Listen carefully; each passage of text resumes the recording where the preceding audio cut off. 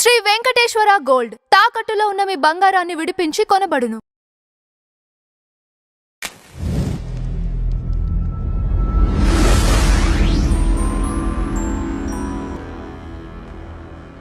దక్షిణాచారంలో ఉండి వామాచారంలోకి వచ్చారా, లేదంటే మొదటే వామాచారం? దక్షిణాచారం నుండి వామాచారానికి వచ్చిన.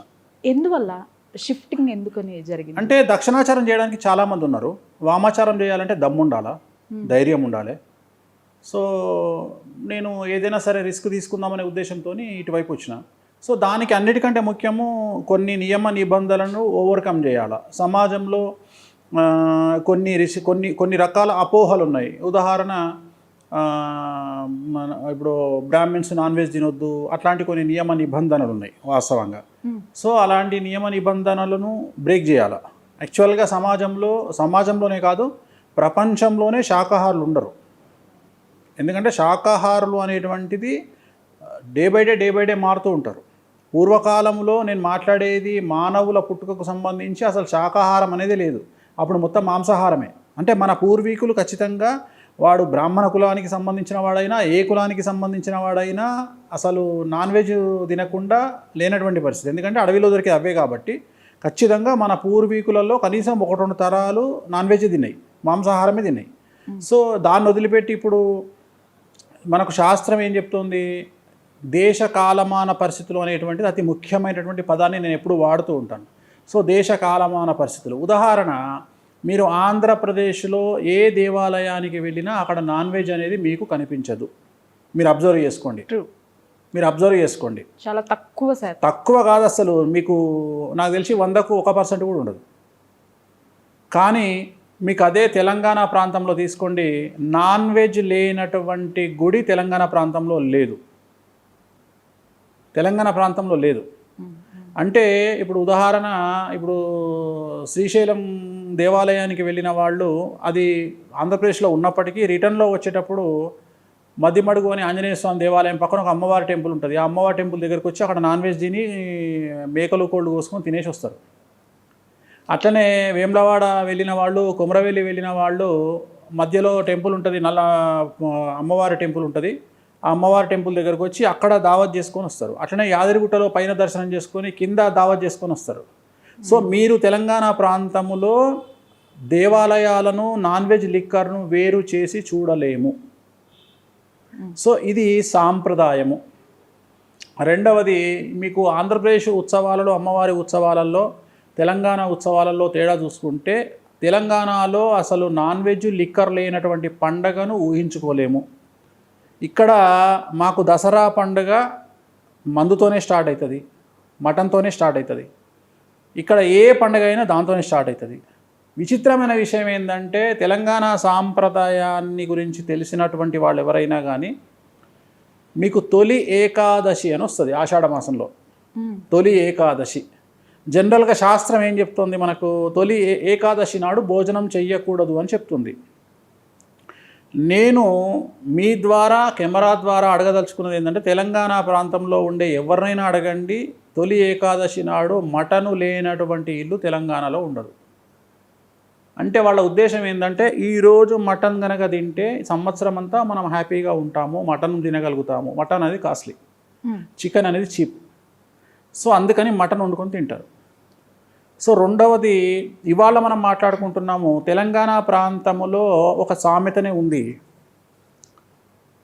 దొరవారి ఇంట్లో మెడ దిగితే పంతులు గారింట్లో తొడ దిగింది అని ఒక సామెత.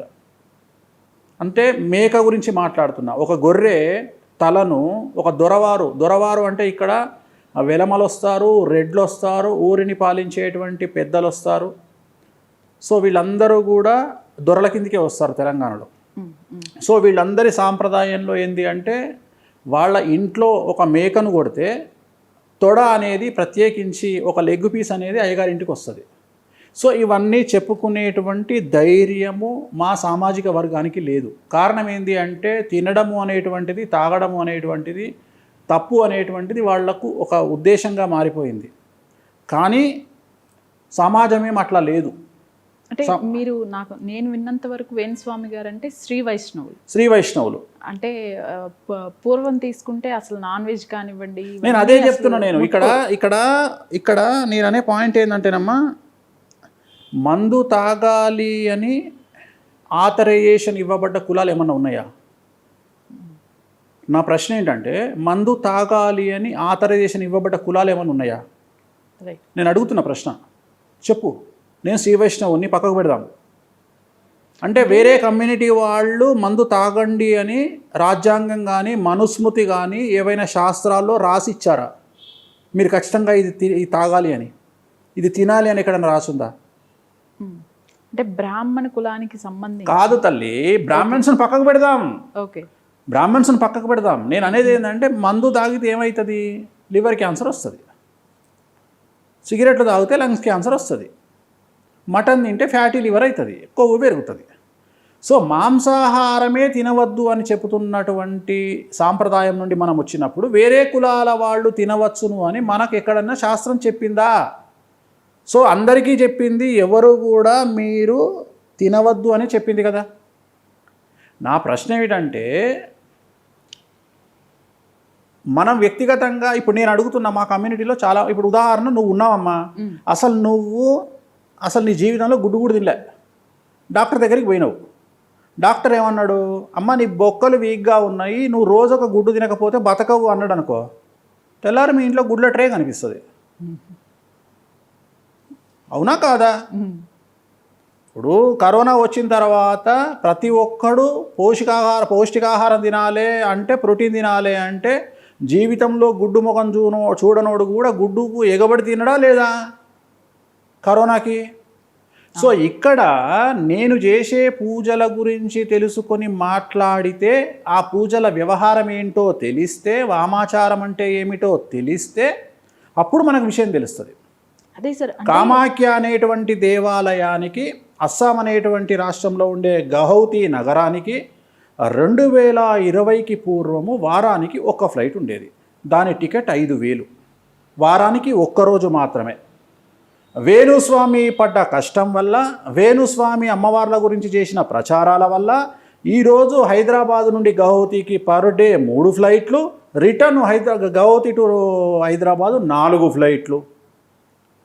ఇవాళ టెంపుల్ 500 కోట్లు పెట్టి కారిడార్ డెవలప్ చేస్తున్నారు, ఇవాళ ఎయిర్పోర్ట్ డెవలప్ చేస్తున్నారు. బికాజ్ నార్త్ ఇండియా స్పెండింగ్కు సౌత్ ఇండియా స్పెండింగ్కు చాలా తేడా ఉంటుంది. తెలుగు వాళ్ళు ఏ దేవాలయానికి వెళ్ళినా వాళ్ళు ఖర్చు పెట్టేటువంటి డబ్బుల సంఖ్య చాలా అధికంగా ఉంటుంది.